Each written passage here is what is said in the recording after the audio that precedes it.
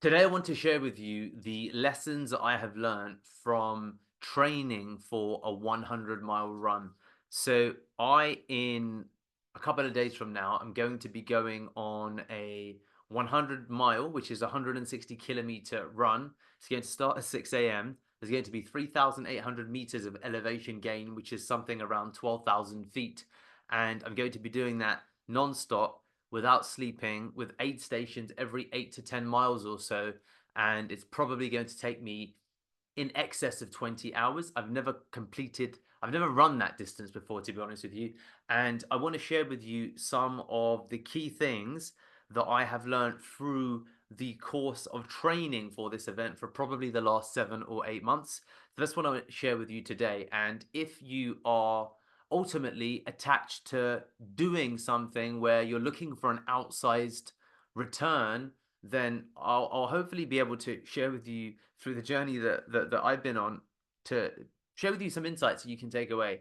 So the first thing is ultimately I've just learned the real huge value of having a coach. So I used an app that is called V2 Dot.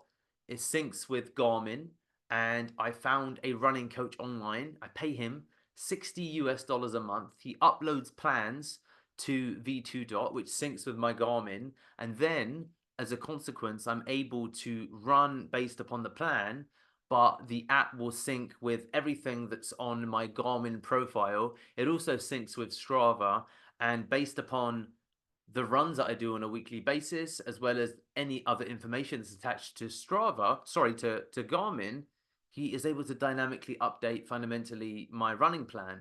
I put feedback into the app, we'll talk occasionally on WhatsApp. So having a flexible system that you can plug into that has a plan that's built but dynamically updated. And this is where I think that sometimes some plans break down because it's very structured, very rigorous, and if you don't follow the plan to a T, then it's difficult for the coaches to know how to work with you. Or in absence of coaching, if it's a self-led course, because of life, because of other distractions, it leads to you not having the success that you would like. So I'm a huge proponent that in order to get things done, you need to have a coach with you who's got that level of dynamic flexibility to help adjust as real world things happen. So a couple of things.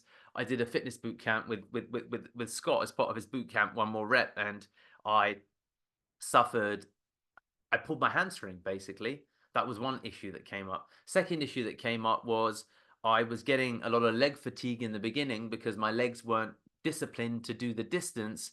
So then I got into doing some exercises, as in strengthening exercises on a daily basis. So that was another challenge that came up. Then, because I'm based in Italy at the moment, I would then go to London, different routine, different place, and also I would go out, frankly, in London a couple of times, and it meant I didn't wake up, or rather, I woke up the next day, but I wasn't feeling quite right. So, on the basis of this, plans were adjusted dynamically, and that's what that's really been, to be honest with you, a big takeaway for me in terms of this journey.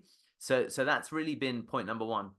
Point number two that's been really useful in the training, and now the training has led me to doing a 100-kilometer run, which took me something in the region of, I think, 11 hours 45 minutes, or maybe 12 hours 15 minutes, but between 11 and 12 hours. I did that around a park. I did that in Parco Rufino in Torino, and I yeah, it was 100 kilometers, 1 kilometer loop. So I did a kilometer loop 100 times, far easier than the event I'm about to do. But then leading up to that event, and that was the part that was really quite fascinating, actually, to be honest with you, as part of the lead up to that event. So in order to get ready for the 100 mile, I did a 100 kilometer, because to run the 100 mile I had to do a 100 kilometer event. So to qualify for the 100 mile, the event that I'm running, the 100 miles, is Centurion 100 in South Devon. You can Google it and look it up. So in order to do that, I had to do the 100 kilometer, a registered run in the last couple of years. So that was the original goal. And what was interesting, and this is the crazy return on investment that you can get if you stick to a structured plan. People don't appreciate it. It's the same thing with I'm going to, and I am producing content on a daily basis, and I cannot yet foresee the return that will come as a consequence of posting consistently. Now, the challenge I've got here, of course, is that there's a few factors that are different. I don't have a coach that's working with me on a daily basis, but I do need to dynamically adjust to content that I'm producing, into the way that I'm producing content, and to what the audience and how the audience responds to the content I have. But in any event, it's a similar principle. If you can do something consistently for several months, you'll be blown away by what you can achieve. And I say that, but it resets my bar mentally when I reflect upon this whole journey, because sometimes you don't really appreciate it, because in many areas of my life I lack the discipline that I've demonstrated with the running, and that's led me to achieving some of these really great returns, considering that the furthest I'd run in the last couple of years, I think, was probably around 30 miles, I think 27 to 30 miles. And I DNF, did not finish at multiple events previous to that. And I didn't really enjoy the training process. And I was feeling a bit run down and wasn't enjoying running anymore. Had a lack of structure, a lack of discipline, would just randomly be inspired to try and go and do a long run at the weekends, but then would get bored of it, would get tired, would start walking, would stop and start. So that was my history for the last several years. This is the first time that I've really had a coach that's been able to work with me, and I've got it's made such a difference. So what was interesting was, leading up to that 100-kilometer run, which started at 10 a.m. and I think I finished at maybe 8 p.m., 9 p.m., something to that effect. But what was interesting was that in leading up to the run, that took me, as I said, let's say 11, 12 hours, the longest that I ran for in the lead up to it was 3.5 hours. I didn't even do the marathon distance. So it was quite incredible to see me do the full 100 kilometers. I have done with this a lot of elevation gain. So that's been really interesting, because I live in Italy. There's lots of hills where I live. So the intensity of the runs has been pretty different to what I was used to in London, where I was just running flats. Now, I did that run in March, and I started training really in November. So November, December, January, February, and then March. So within 5 months, not from a standing start, because I've got a background in running marathons and I've done some ultras. But I was able to get to 100-kilometer level, and in the end do it relatively comfortably. So that's 5 months. That was running 6 days a week. So 5 months is 20 weeks, right? So that's the thing that I'm trying to communicate. Even when I think about it, it's pretty incredible what you can achieve in 20 weeks with consistent effort. So that's been the big second takeaway, that stick to something for a fixed period. 90 days is great, more is better. Have a coach who can give you active feedback. So you need to create active feedback loops. And that's something that I've not done. I think that's something that I want to probably do when it comes to my video-based journey. I need to get a mentor or someone to get involved in an active feedback loop with me. So probably looking towards finding a YouTuber, or anyone who can just be a YouTube coach and mentor, or a video-based coach and mentor. So I think that that's something that I'm actually going to lean into, because I need to, what you need to do, and this I think is a key takeaway, because I'm teasing some of this out as we discuss it. What you need to do is look at, and not all styles cross over into other areas of your life and work the same. So where you can win with an approach in business doesn't mean it's a win that you can use in relationships, but there tends to be, crossover, because you do learn from one space and move it over to the other. So I think the goal here is, where you see outside success in one space, see if you can replicate that in other spaces within your world. And I think that that's the key here, that what I will do is try and get a coach, or a YouTube coach or mentor, to look, especially looking at coach.me, and probably using that potentially as a platform. So that's really been another big learning for me. The next learning is, if you focus on slow incremental gains, which is what I've been doing, the process, if you can stick with it, is so much more enjoyable. And what seems hard in terms of the end goal is so much easier than you think, when broken down into bite-sized chunks. Because if I just said I'm going to run 100 miles, and now I'm already thinking about, well, if I could do 100, then I'd like to do another 100, and then I'd like to do 150, and then I'd like to do 200, and I'd like to do all of that before, for example, I turn 40. Right now, at the time of recording, I'm 38. So it's interesting to see how those goals, of course, continuously change. But when you have a structured program and you do bite-sized chunks, the process and the journey is much, much, much more enjoyable. So that's what I think that we or I struggle to always see. So as a consequence, the training program in order to get 100-mile ready, separate to the 100-mile run, has been so much more enjoyable than historically when I've trained absent a plan, absent discipline, and just based off of my own gut. But it's been so much, much more, so much less enjoyable. This has been more steady. There's been consistent growth, and I'm in the best running shape of my life. And it's just really interesting to see the power of small, consistent actions and seeing even over the 5 month period from November to March, within 20 weeks running 6 days a week. So 20 weeks is 7 times 20, which is 140 days, let's say.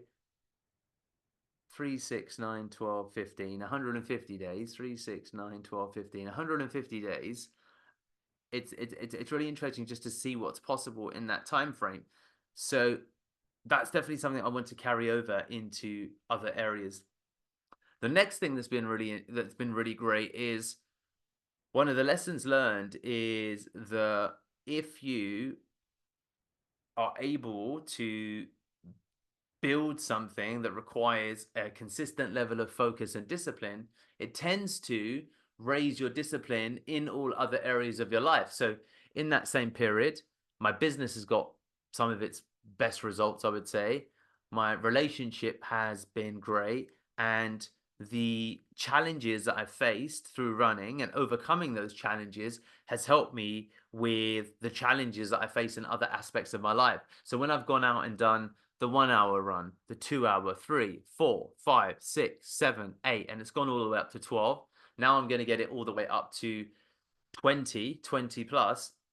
There's a really good crossover for building discipline in other areas of my life. So I would absolutely advocate, look at something, a BHAG, taken from Jim Collins, a big, hairy, audacious goal. Find someone who can help you, coach you towards that goal. Find someone who can work dynamically in the pursuit of that goal. But then also, and this is something that I'm going to say that's a little bit of the antithesis of the conversation, certainly for me. And you know, there's going to be an argument here. And you know, I run a company. We do between $1 and $2 million a year.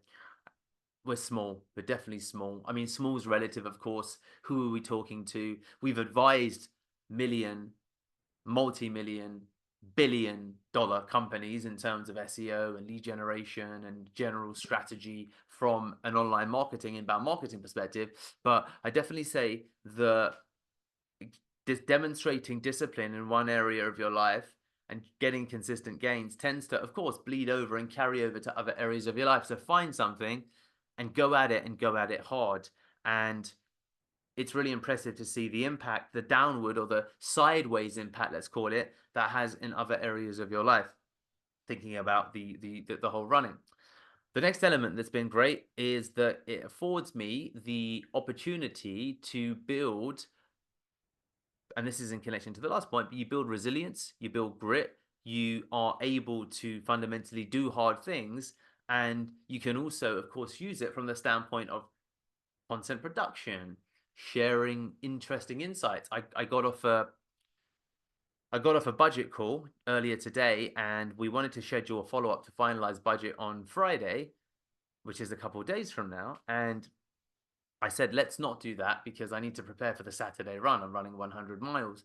And the look that I got of, wow, that's something incredible, was made me recognize that it also is a way and means of being able to set yourself apart and put you into a much, much smaller category of people. And in that way, it gives you an ability to be unique, tell your unique story, and to compete on terms that no one else can compete with. Because what other British Indians living in countryside Italy, married to an Italian business owner that does ultra marathons, how many of those people are there out there? I'm beginning to operate in a class of one. And that means that I have my unique story to tell. And that's been a great learning with this process because it's a separator. So it's no longer marathons, it's ultra marathons. And the full combination of those things helps me build out my unique story. And as I then say, okay, great, I'd like to get to 200 miles one day before I'm 40, it pushes you further and further into a unique space. So these are some of the lessons that I've learned from preparing to run 100 miles outside of the cardiovascular benefits, the energy benefits. I have more energy than I do when I was 27. I've got more, and that's been really interesting also. That I went through a period where I struggled, and then I went for a period where I became strong. And even Daniela was surprised when I'd go out, do a 5 hour run, come back as if I'd just gone for a run around the park, and then continue my day.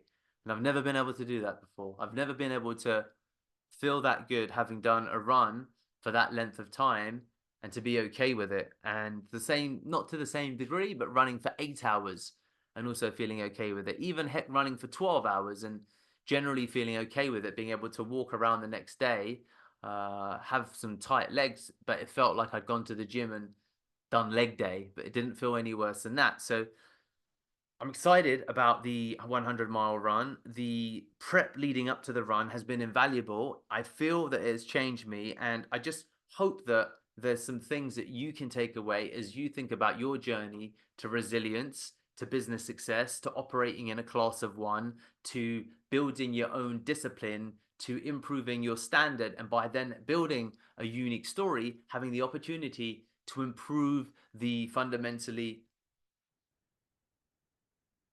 level of all of the people around you. Thank you.